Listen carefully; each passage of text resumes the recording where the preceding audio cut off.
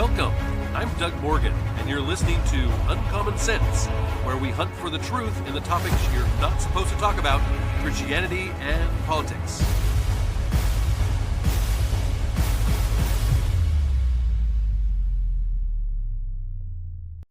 I was talking with an individual I know once, and he made a surprising statement. He viewed family no better than just someone off the street. And when I followed up with several conversations actually after this, I was surprised to see that he really did believe that there was no value in family. Now, this is coming from a married pastor. I had another conversation with another married pastor that preached that the church was to be of greater importance than anything family related. I always have found these two opinions very unbiblical. To devalue the family for the sake of individualism or collectivism just goes so totally against the Bible, in my opinion. And then I came across this. It's an opinion piece by Ben Shapiro, and he said, "My wife had a baby on Sunday morning, and I watched my fifth child being born. He's at home now. My kids are loving him and spending the day with him and wanting to hold him and hug him. And of course, when it comes to small babies, they are extremely cute, but also deeply dependent and demanding. They're up at all hours of the night. But there is something incredible and eternal and magical about having a child and watching them grow and watching them change over time and watching them become independent, interact with the world, interact with each other. It is an unbelievable thing. So this has put me in a sort of emotionally vulnerable place. Not a place I'm used to," he says. Or maybe I'm just a sucker for this particular clip. I was browsing the internet and I came across this clip from the Daily Wire show Pints with a Quintus with our own Matt Frott. Now, he was interviewing a man named Dr. Peter Kreeft, who is a professor of philosophy at Boston College. And in the clip, Dr. Kreeft is not talking about philosophy as much as he's talking about what it means to be a good human being and what love for another human being means. Now, I will stop here and say that we played this clip on Friday's podcast, on FOMO Friday. And if you have not seen the video or heard the audio of the clip, you're going to want to do that. It really is very, very good. But he goes on and he says, Fraud asks, what advice do you have for someone watching this man's newly married, watching this who's newly married or who is about to be? Quote, "Do you think that when you are very old and your wife is very old and ugly and wrinkled and fat and not very bright or even nasty, that you will still find her beautiful?" And Kreeft answers, "If so, marry her. The last view I had," he said, "of my wife in the nursing home about an hour after she died, I fell in love with her again." He continues to say, here is a wasted, emaciated, wrinkled, suffering body. It's as beautiful as a crucifix because that body ain't going to last, but the soul is. So if you don't love her soul, but just love her body, don't get married. An astonishing clip, it really is. At a normal level, when you watch your wife have a child, and it is a tremendously physically demanding process for her, it's not a time when I ask my wife, "Is that when you looked your best?" The answer, of course, is no. That is certainly not when she has looked her best, but it is when she is at her most beautiful. In the 18 years, he says, of our marriage, the moment she gives birth is when she looks the most beautiful to me as a human being, especially when the baby is put on her chest and she's holding the baby. That's not because that is when she is at her most physically beautiful. Of course not. It's because her soul is at its height. Here is a new soul that she's just brought into the world, and she's holding the baby. She's looking down at the baby, and she has the same expression every time. This expression of astonishment and joy and bewildered happiness all at the same time. I'm watching this happen. I'm looking at her, and I'm not seeing her face or her eyes or her body. At that point, I'm seeing something different. And that is what makes the world a beautiful and astonishing place. The soul. It is why we, as individual human beings, matter. It's not our bodies. It's not the physical condition we're in. That's why when people say the purpose of life is human flourishing, they have at they have to mean something more than flourishing in the physical sense, because the soul is a thing that matters in the world. All of that is inspiring because it says that you can have a lifetime of meaning. It's available to you regardless of material circumstances if you see the soul of another person. It doesn't require magic. It's not just pretty words. It's a plan of action. You can make decisions based on that. You can decide who to marry based on that. You can decide whether to have kids, how many kids to have based on that philosophy. I know there are a lot of young people right now who favor black pilling. They've decided that they've grown up on Western civilization or on agency in their own lives.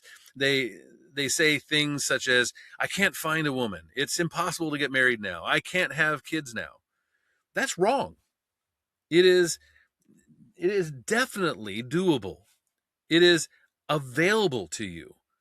Be that guy. Find your faith. Find your wife. Fall in love. Fall in love with her soul and have kids and build a life and honor that God who created you. The world is an incredible, beautiful place created for us by a loving God, but it's also a place of heartbreak and tragedy. Dr. Kreeft is saying it's the same place. If he can see the beauty in the broken body of his elderly wife after her death, can't we find the beauty in the world around us? A world that's not just filled with physical beauty, but actual spiritual hope, faith, and family. That's the stuff that life is made of. It's what makes the adventure so wonderful. It's finding the soul in another human being and recognizing that you have inherent value as a human being, inherent value as a creation of God. All of this has a biblical background. Dr. Kreeft is a biblical thinker. He's Catholic, and he says, I'm Jewish, but this always goes back to the Bible, where God created man in Genesis 2:7. Quote, and the Lord God formed a man from the dust of the ground and breathed into his nostrils the breath of life. And the man became a living being. Those are two different things, the breath of life and the dust of the ground. The Hebrew word for the breath of life is rach, which also means spirit. The first reference to that word describes God's spirit. It describes earlier in the Bible that God's spirit was hovering over the unformed waters. The idea here is that there is something spiritual, something to the universe beyond just the physical things that we see. We can see it manifest most clearly when we look into God's creation. It's a clue. We have the Spirit of God, and then God infuses the Spirit into man, and human beings are special, and it's God's infusion of us with value that makes us special. I will infuse here, it sets us apart from the animal world. We have a soul. And he goes on to say it's also what makes the West particularly special. And it makes America particularly special because the American concept of rights that attach to you as an individual human being came from that line of biblical thinking, that you are made in the image of God. God infused you with spirit.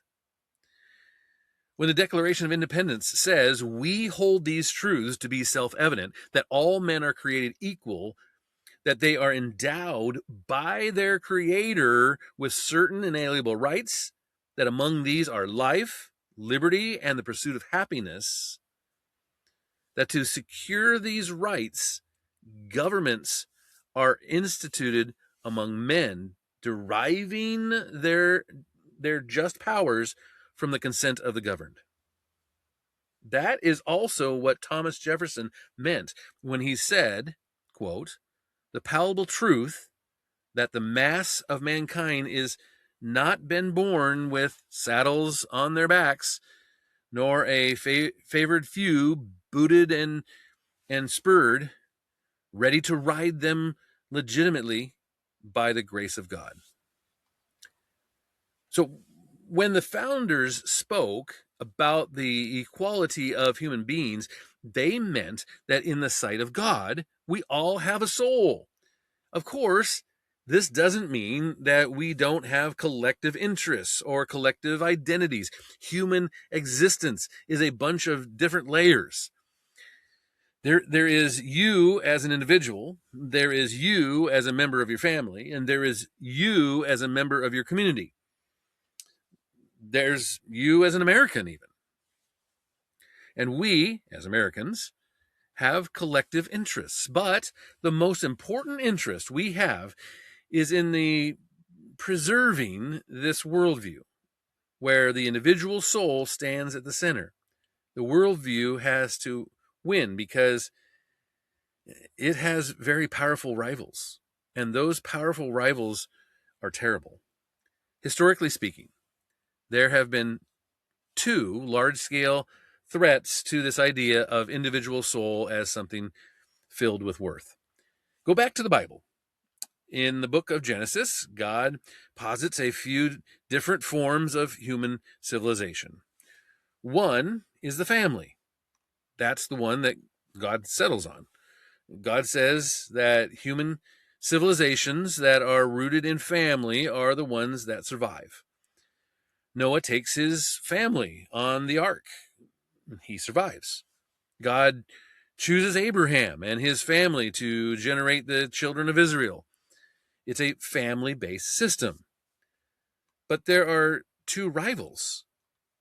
One is the anarchic civilization of the pre-Noah flood era. The Bible before the flood describes that civilization as corrupt and lawlessness. What does the Bible mean by that? Well, in that civilization, people treated others as means to their own ends. Human beings were just simple tools. You used them because they were useful to you. You did what you wanted with them. They didn't have any inherent value. They were instrumental. The second form of civilization was the bizarro world reverse of that, the tyrannical civilization. That's the Tower of Babel story. An entire civilization that was built for a single goal, to build a giant thing designed to attack God or without reference to individual human beings. The the Midrash is a Jewish commentary that it kind of illuminates the Bible in some ways. And it suggests that the building of the Tower of Babel took so long and was so arduous that it would take weeks for bricks to move from the base all the way up to the heights.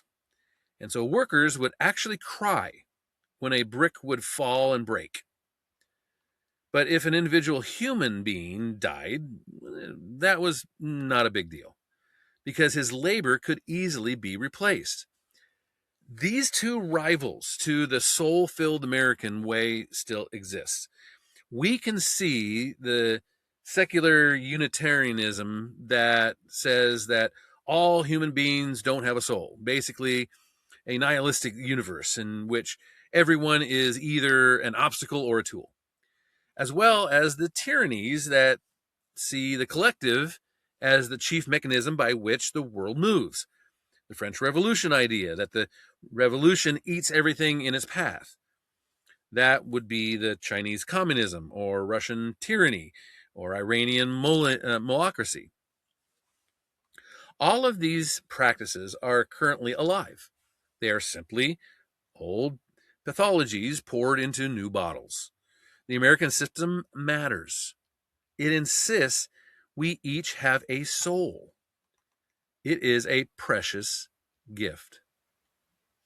You see, I wanted to highlight that opinion piece by Shapiro because I really think it made some really good points. And I wanted to actually expand on some of these points, particularly the one about the flood versus the Tower of Babel. And so I bring to you today an article by Rabbi Lord Jonathan Sachs that he ran in aish.com. And he says, I once had the opportunity to ask the Catholic writer Paul Johnson what had struck him most about Judaism during the long period he spent researching it for his masterly, a history of the Jews.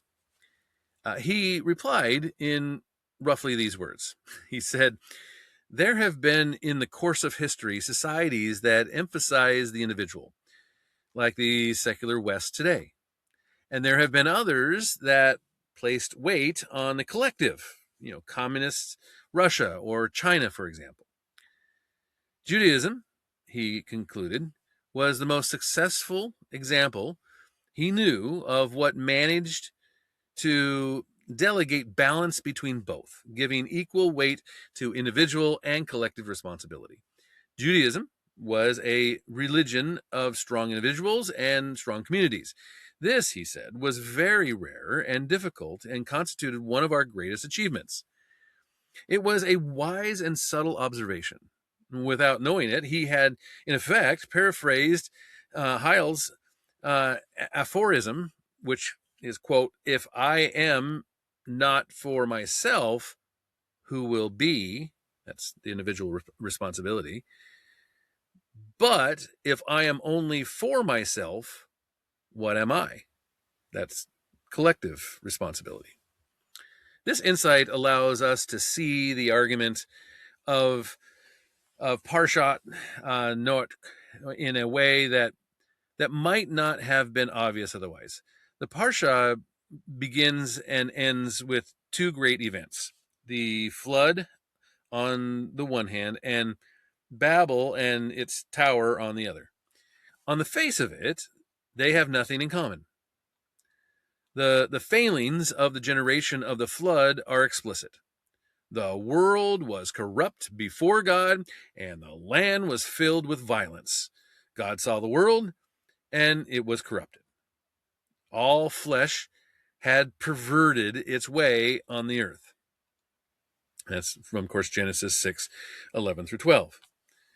Wickedness, violence, corruption, perversion, this is the language of systemic moral failure. Babel, by contrast, seems almost idyllic. The entire earth had one language and a common speech, as it says in Genesis 11:1. The builders are bent on construction, not destruction. It is far from clear where their sin was. Yet, from the Torah's point of view, Babel represents another serious wrong turn because it immediately thereafter God summons Abraham to begin an entire new chapter in the religious story of mankind. There is no flood. God had in any case sworn that he would never again punish humanity in such a way. Never again will I curse the soul because of man, for the inclination of man's heart is evil from his youth. I will never again strike down all life as I have just done. That's obviously 8:22, or I'm sorry, 8:21. But it is clear that after Babel, God comes to the conclusion that there must be another different way for humans to live. Both the flood and the Tower of Babel are rooted in actual historical events. Even if the narrative is not couched in the language of destructive history or descriptive history, Mesopotamia had many flood myths, all of which testify to the memory of disastrous inclinations, especially on the flatlands of the Tigris-Euphrates Valley. Excavations at Abraham's birthplace reveal evidence of clay flood deposits. And likewise, the Tower of Babel was a historical reality. Herodotus tells us of the sacred enclosure of Babylon, at the center of which is a ziggurat, or tower of 7 stories, 300 feet high. The remains of more than 30 such towers have been discovered, mainly in the lower Mesopotamia, and many references have been found in the literature of that time that speaks of such towers reaching heaven, in quotes, of course. However, the stories of the flood and Babel are not merely historical, because the Torah, or I can even say the Bible, is not history, but teaching instructions. They are there because they represent a profound moral, social, political, spiritual truth about the human situation as the Torah sees it. They represent, respectively, precisely the failures intimidated by Paul Johnson. The flood tells us what happens to civilization when individuals rule and there is no collective. Babel tells us what happens when the collective rules and individuals are sacrificed to it. It was actually Thomas Hobbes, going all the way back to the 15 and 1600s. He's the thinker who laid the foundations of modern politics in his classic Leviathan, written in 1651. He who, without referring to the flood, gave it its best interpretation. Before there were political institutions, said Hobbes, human beings were in a state of nature. They were individuals, packs, bands, lacking a stable ruler and effective government and enforceable laws. People would be in a state of permanent and violent chaos. Quote, a war of every man against every man, unquote, as they competed for scarce resources. There would be continual fear and danger of violent death, and the life of man, solidarity, poor, nasty, brutish, and short. Such situations exist today in a whole series of failed or failing states. That is precisely the Torah's description of life before the flood, when there was no rule of law to constrain individuals. The world is filled with violence. Babel is the opposite, and we now have important historical evidence as to exactly what was meant by the sentence, the entire land had one language and a common speech. This may not refer to primal humanity before the division of languages. In fact, in the previous chapter, the Torah has already stated, quote, from these the maritime peoples spread out into their lands in their clans within their nations, each with its own language. That's Genesis 10:50. The reference seems to be to the imperial practice of Neo-Syrianism, of imposing their own language on peoples they conquer. One inscription of the time records that Ashurbanipal, the second, made the totality of all peoples speak one speech. A singular inspiration of Sargon II says, populations of the four quarters of the world with strange tongues and incompatible speech, whom I had taken as booty at the command of Ashur my lord by the might of the scepter, I caused to accept a single voice. The Neo-Assyrians asserted their supremacy by insisting that their language was the only one to be used by the nations and populations they had defeated. On this reading, Babel is a critique of imperialism. There is even a hint of this in the parallelism of language between the builders of Babel and the Egyptians' Pharaoh, who enslaved the Israelites. In Babel, they say, "Come, let us build ourselves a city and a tower, lest we be scattered over the face of the earth." Genesis 11:4. In Egypt, Pharaoh says, "Come, let us deal wisely with them, lest they increase so much." Exodus 1:10. The repeated "come, let us," lest, is too pronounced to be accidental. Babel, like Egypt, represents an empire that subjugates entire populations, riding roughshod over their identities and freedoms. If this is so, we will have to reread the entire Babel story in a way that makes it much more convincing. The sequence is this. Genesis 10 describes the division of humanity into 70 nations and 70 languages. Genesis 11 tells us how one imperial power conquered smaller nations and imposed their language and culture on them, thus directly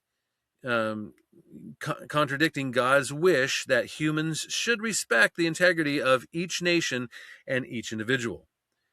And when, at the end of the Babel story, God confuses the language of the builders, he is not creating a new state of affairs, but restoring the old one.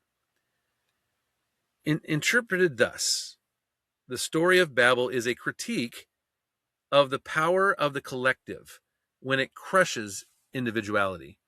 The individuality of the 70 cultures described in Genesis 10. When the rule of law is used to suppress individuals and their distinctive languages and traditions, this too is wrong. The miracle of monotheism is that unity in heaven creates diversity on earth, and God asks us, with obvious conditions, to respect that diversity. So the flood and the Tower of Babel, though polar, polar opposites, are linked. And the entire Parsha of Noach is a brilliant study in the human condition. There are individualistic cultures and there are collectives, ones and collectivist ones, and both fail. The former because they lead to anarchy and violence. The latter because they lead to oppression and tyranny. So Paul Johnson's insight turns out to be both deep and true. After the two great failures of the flood and Babel, Abraham was called on to create a new form of social order that would give equal honor to the individual and the collective, personal responsibility and the common good. That remains the special gift of Jews and Judaism to the world, he says. And I will say this, I found this perspective to be very interesting. We all have individual God-given rights. I mean, that's laid out, by our founding fathers. We have these individual God-given rights, and respecting those rights is very important. But individualism, where the individual is the priority, is not it's not good or biblical. But on the flip side of the coin, collectivism, where the individual is sacrificed for the whole, well, it's not good or biblical either. The balance of making family the priority above individualism or collectivism is right. And it is where God wants us to be. I would love to hear what you have to say on it. Of course, you can always do that at uncommonsensepodcast.com. Please go to our YouTube page, like and subscribe. It definitely helps us. And thank you for listening. This podcast is a production of Morganite Communications.